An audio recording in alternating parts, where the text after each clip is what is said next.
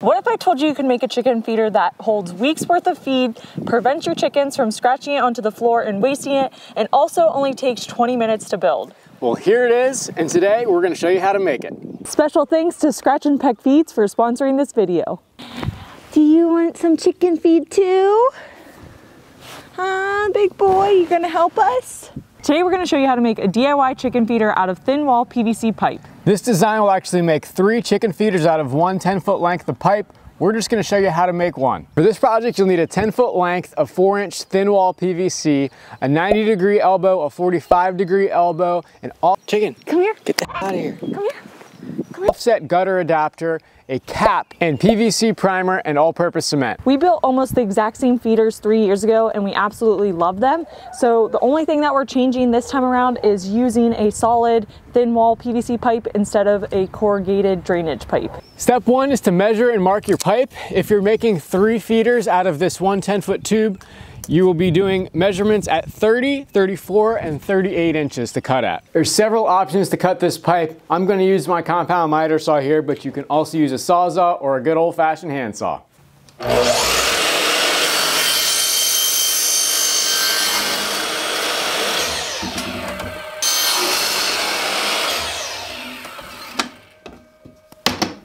Then lay all your pieces out as shown.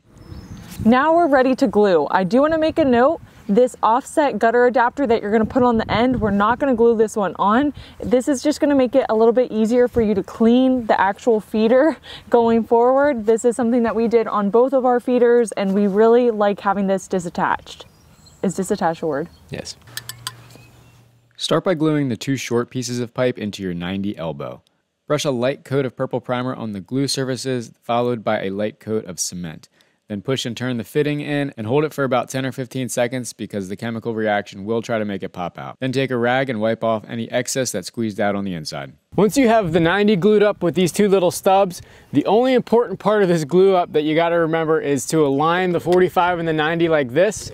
The PVC pipe manufacturers have made this very easy for you because their injection molding marks here actually give you your alignment mark. So as long as you line up these 2 marks here, your 2 pipes are going to be perfectly straight up and your feeder will be nice and straight. Once the hard part's done, all you got to do is glue this piece on your 45 and you're good to go.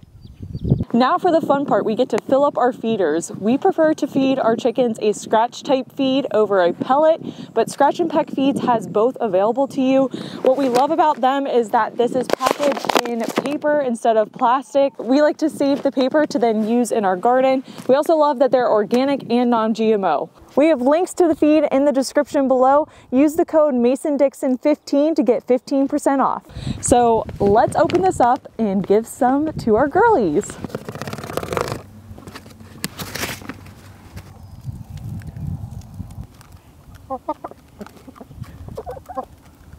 Before you actually fill your feeder, you're probably going to want to secure it so that it doesn't fall over. When you have a bag that's only 25 pounds, it's not very difficult to spill this into the top. But if you have a larger 50-pound bag of feed, you're probably going to want to transfer it to a bucket or something else to make it easier to pour into this. Let's go ahead and fill these up. Holy. Second try was the charm.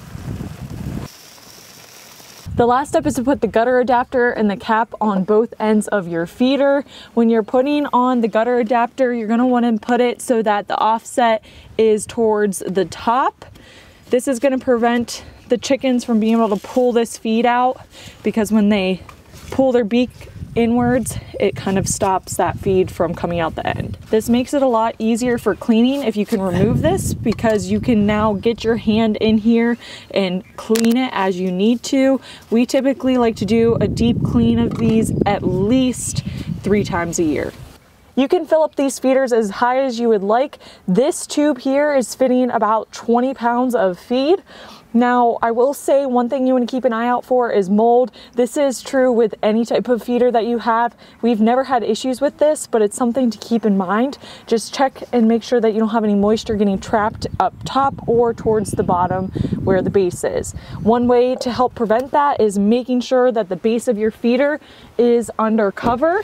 So you can see our coop is set up so that the actual feeders themselves are pretty far undercover. If you'd rather have a written set of instructions for this with all the measurements and parts you need, we have a set of plans in the description below.